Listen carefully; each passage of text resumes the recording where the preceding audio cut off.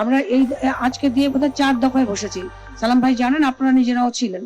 তো 4টা দফায় বসলাম, তারপরও এই রমজানের ক্রাইসিসটা থেকেই গেল। তো এটা ইনফ্যাক্ট দুঃখজনক। আর আমি মনে করি যে আপনারা যারা ব্যবসায়ীরা আছেন, আপনাদের লিডারশিপ নিয়ে আমাদের মনে এখন শঙ্কা জেগেছে যে আপনারা কোন টাইপের লিডারশিপ দিতে পারছেন।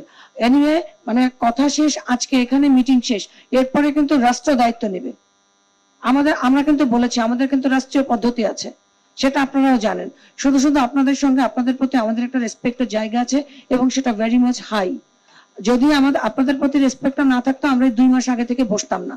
তো আপনারা কি করা যায়, কোন ভাবে মানে ভোক্তা তেল পাবে সেই ব্যবস্থা করেন। আমাদের শাহনাজ ভাই খুব চমৎকার ভাবে বলেছে যে 29 রমজান হয়ে গেল, আপনার তেলের ছড়াছড়ি হলো বাজারে, আমার তো লাভ নেই কোনো, আমার যারা নাগরিকরা তারা তো সুবিধা পেল না।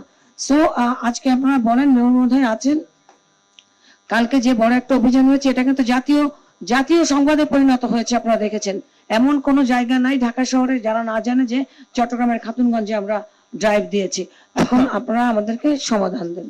2-1 দিনের ভেতরে যদি চট্টগ্রামের তেলের সাপ্লাই যদি অ্যাভেলেবেল না হয়, তাহলে আমরা গুদাম পর্যায়ে মোবাইল কোর্ট সাঁড়াশি অভিযান চলবে। ক্লিয়ার? আমরা আর কোনো খুচরা বাজার অভিযান করবো না, আমরা গুদামে অভিযান করব এবং এটা দৃশ্যমান অভিযান হবে, আপনারা দেখতে পারবেন। আর শুধু গুদামে অভিযান করে আমরা শেষ করব না, আমরা কিন্তু জেল দিব।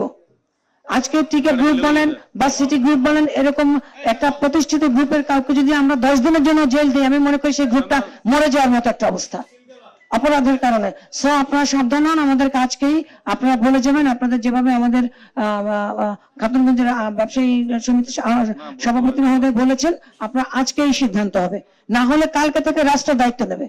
আর আমরা অভিযান করবো 2টার পর থেকে। আমাদের সঙ্গে ছাত্র সমন্বয়কটা থাকবে।